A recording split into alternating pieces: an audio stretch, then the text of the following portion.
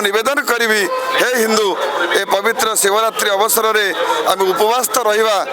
भगवान का आराधना करने सहित से मोबाइल देखानी आज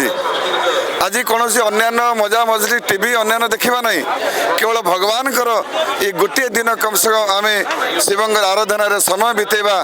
सपरिवार निज घरे रहीकि ओम नमः शिवाय घंटे अधा घंटा 2 घंटा पालन करवा शिव मंदिर में पालन करवा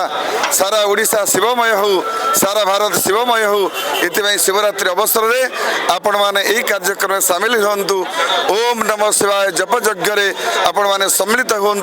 धर्म जागरण सुदूर फुलवाणी कोरापुट कलाहांडी ओडिशार समस्त जिले में ये कार्यक्रम चली ये भुवनेश्वर लिंगराज मंदिर ये सेवा सहित